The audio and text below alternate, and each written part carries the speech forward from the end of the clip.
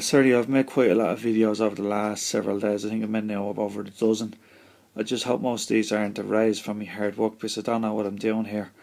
I'm not good with technology. Okay, I'm in December. I actually got back with my mother in early December, I think, living with her. I moved out of my own place and I'd gotten back to living with my mother. But I couldn't keep working forever. My health was still, I had chronic insomnia now. How long had I got it? Since July the 1st, officially in 1989, this is into September, December, nearly a year and a half without a wink of sleep there. And I got back December. I remember one day we were working in the garden. Some people are already starting me. One was an Irishman and he might be married to a Chinese woman or gone out with her or whatever. And we were putting down, I used to call it rolled up grass, it's for doing lawns. It was the first time I'd ever see it was only new at the time in Ireland now. It's all the rage long ago. This back then was new. For some reason, everybody went home except me and this new guy who had just started a few weeks earlier.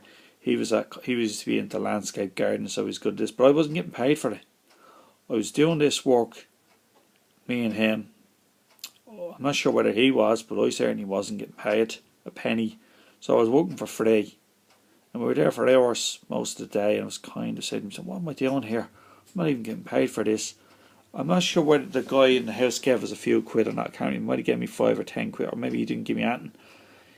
I can't remember exactly. He might have given me a few quid, so that was actually my wages, but he probably thought we were already getting paid to do the work. Well, I certainly wasn't, and I don't know whether my friend was either. I can't assure anyway, but he thought obviously we were both being paid to do it, which is only obvious.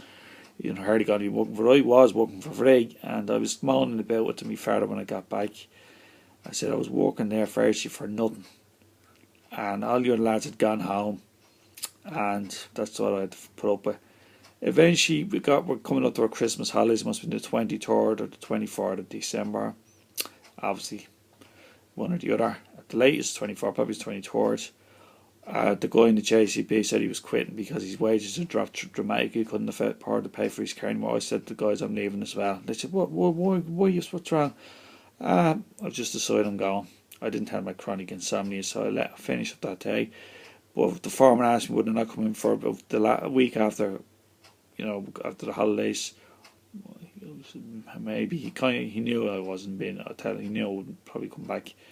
So I got back home that Christmas. I was in very poor health. It wasn't a great Christmas.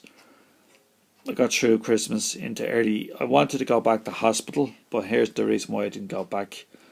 I'm in a catchment area, and it's a very bad catchment area. There's only one hospital you can go to.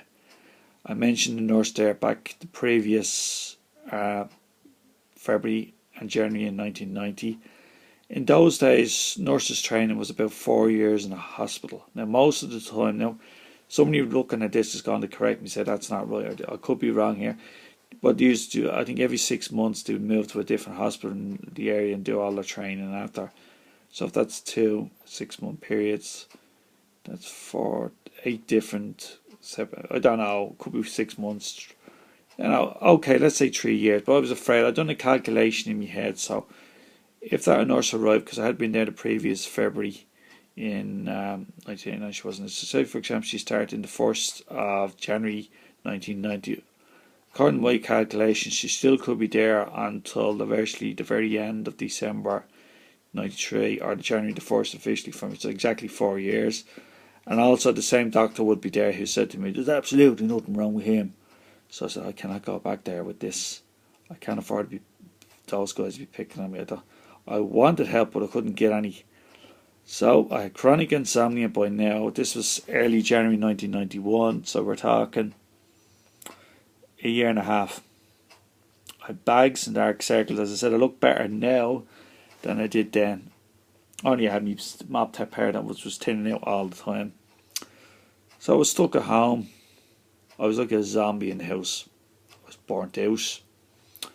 Most of the day I spent watching cartoons, looking at Zig and Zag. We were great. And I'd only walk in late evenings at dusk, so nobody would see me.